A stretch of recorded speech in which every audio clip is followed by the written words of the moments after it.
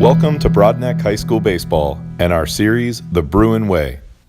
Today, two guest actors demonstrate catching fundamentals in part one of a two-part series. Let's start with safety. The right equipment, adjusted for the player's size and worn properly, is the first step in catching. Shin guards connect to the outside of the player's leg. A common problem is a chest protector that's too large or isn't adjusted. Chest protectors should be snug. Have your catchers do a few jumping jacks to help identify loose equipment that should be adjusted. The padding below the neck should cover the front center of the collarbone. We'd like to emphasize that catching is an athletic position. Mobility, speed, quickness, and flexibility are all important to catching. We can work on and develop these items as part of our warm-up routine. We begin with a 4-cone drill where the player combines sprinting, change of direction, shuffling, and backpedaling. Next, our player demonstrates several variations of a 5-dot drill. The 5 dots are in an X shape, similar to the 5 on a set of dice. The spacing is approximately 18 to 24 inches. Drill options include feet apart at the top and bottom and together in the middle, a slalom with feet together on each dot, single leg slalom, and adding in a spin at the top and bottom of the X. Next, we demonstrate a simple lateral line jump, which can be done with both feet or single leg. We move on to ground touches to work on balance. From there, we move into hurdle walkovers to work on hip flexibility, forward, then backward, and finally moving to the side, both to the right and to the left. It is also effective to move under a hurdle, or you can substitute a string for the hurdle to work on hip mobility in a crouched or squatted position. We continue our flexibility effort with a groin stretch on all fours, and then move to additional hip mobility movements on all fours, cycling one leg forward and then backward. Our final stretch, again in the category of hip mobility, is called the scorpion. Now that we've warmed up and worked on mobility, speed, quickness, and flexibility, we're ready to move on to the fundamentals of the position. We start with the two stances used by a catcher. First, we'll talk about the sign-giving stance, or the stance the catcher is in to relay signs to the pitcher. The catcher's knees are tucked in to block the view from the first and third base coaches. He also has his glove in front of his glove side knee as an additional shield. The final step in the stance is that the catcher's wrist is on top of his thigh so that the fingers he flashes to the pitchers align in front of his cup and don't hang down too far. This view shows the catcher's sign being too low and visible from behind. The goal is to give signs that only the pitcher and our middle infielders can see. Next, we show the catcher in the second stance, called the receiving position. The catcher is in this athletic position, which has him ready to block or throw to a base on every pitch of the game, no matter the count and no matter if there are runners on base or the bases are empty. The checkpoints in the receiving stance are the feet just wider than shoulder width, with toes pointed slightly out. The backside is just slightly below our knees, not resting on our calves or knee saver pads. The upper body is bent at approximately 45 degrees, so that our face mask is on top of our shoelaces. Our glove side elbow is bent and is on top of, not touching our glove side knee, and our glove is in the center of our body and between our knees for a low strike target. Lastly, our throwing hand thumb is tucked into our fingers and the fist is tucked behind the catcher. There are other options for the positioning of the throwing hand, but the player's ability to use those other positions safely should be evaluated using slow motion video. The next part of our discussion has the catcher demonstrating the proper timing of the shift from the sign-giving stance to the receiving stance. Just like hitting, we want to be on time, not too early and not too late.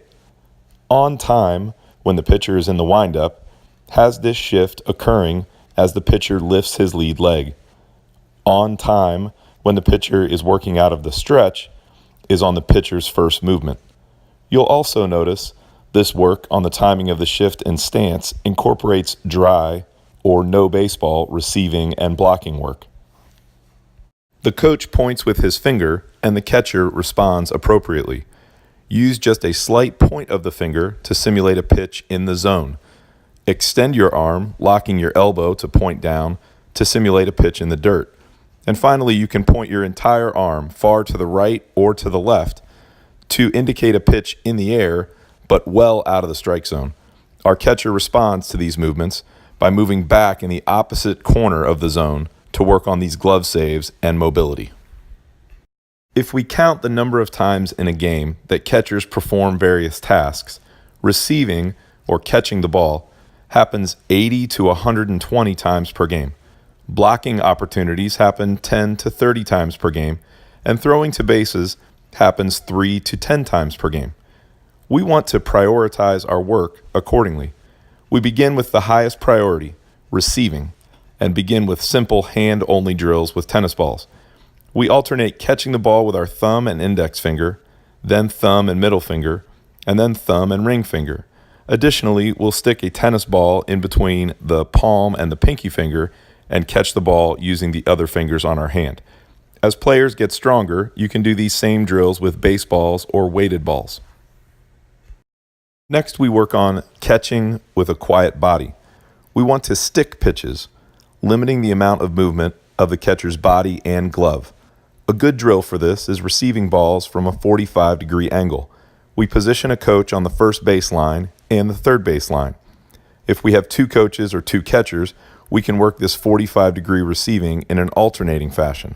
With just one coach available, we'll feed from the first baseline and then shift to the third baseline. Again, the goal is to catch the ball and hold the glove still at impact with limited or no movement from the rest of the body.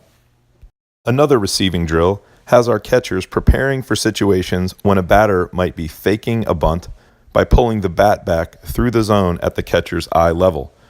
We can add to the challenge of this drill by hanging a towel on the bat.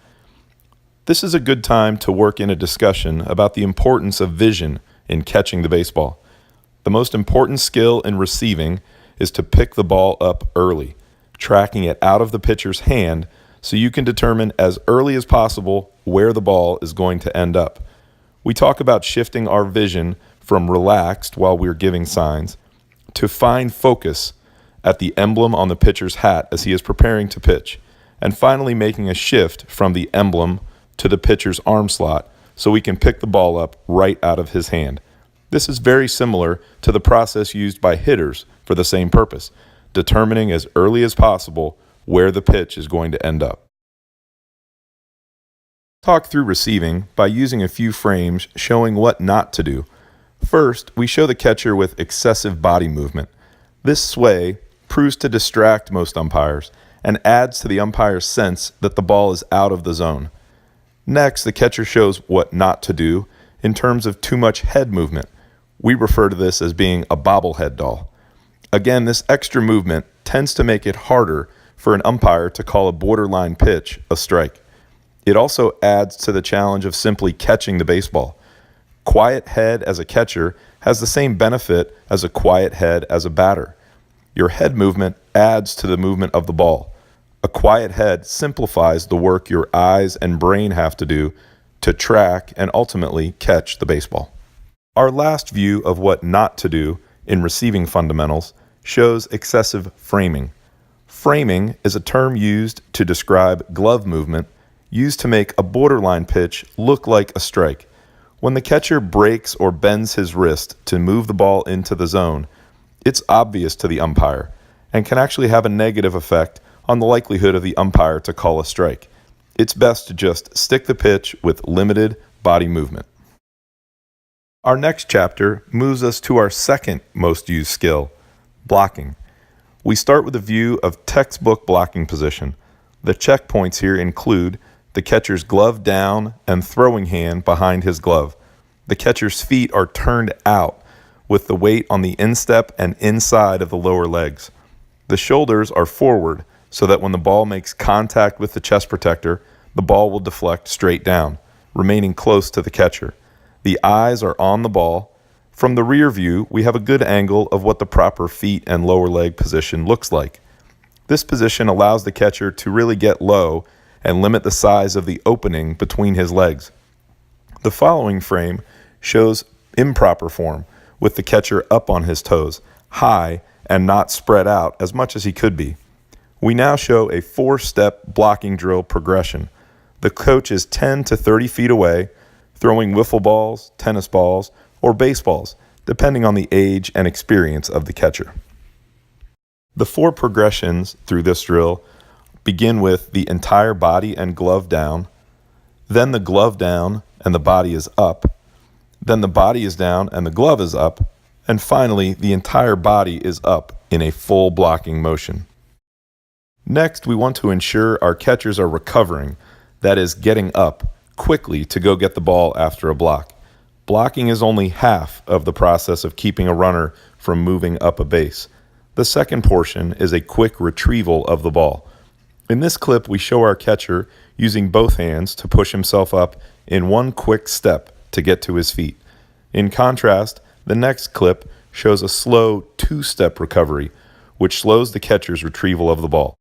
In addition, the catcher demonstrates a glove-only retrieval of a stationary ball, which should be barehanded. The next drill sequence alternates balls that need blocked with balls that should be caught with a quiet head and body. A more advanced version of this drill will make these throws random instead of simply alternating. Our next clip shows us working on the general athleticism of the catcher by employing a 90-degree jump turn and then throwing a pitch that needs blocked. You can turn up the intensity by alternating pitches that need caught with those that need blocked. Our final blocking drill is one where the pitcher closes the distance to the catcher with each throw. Our next chapter covers fielding bunts. We start with balls spaced down the third baseline. This drill can be done with a first baseman, or as shown here, isolating the footwork and body positioning for the throw. Bad throws are generally the result of poor footwork, getting the body off balance or out of rhythm. The catcher works down the third baseline, circling the ball, allowing him to quickly turn glove side after fielding and throwing the ball to first base. On the balls closer to home, you'll note the catcher takes a shuffle step or two to get into rhythm. On the ball farthest down the line, the catcher plants and throws immediately in one motion, without extra steps, because the batter has had more time running to first. Next, we work on 3 balls directly in front of the plate, and we finish with 3 balls down the first baseline. We come around these 2 groups with our chest to the first baseline, so we're fielding the ball with our shoulders in line to make our throw. On the balls down the first baseline, the catcher clears to the inside to get an angle to throw around the runner. Our next drill continues to build on the footwork and balance portion of making good throws. This is especially challenging for a catcher because throws are made with the added weight of gear and a helmet. We refer to this drill as the quarterback drill. We have the catcher roll out as if they're running a quarterback sprint out play. The emphasis is to have the catcher roll out to his right and left and sprint around the cone, building up momentum. Then shuffle his feet to gain balance and rhythm with his head over his hips and his hips over his feet before throwing to a base. The next throwing skill we show is a special one where the catcher is moving to the backstop to retrieve a wild pitch. The catcher slides on both shin guards and barehands the ball, using his glove to guide the ball into his hand, and makes a quick short arm throw back to the pitcher covering the plate. This brings us to the end of part 1 of our 2-part catching video series. Thank you to our actors for helping make this video possible. We'll see you in part 2.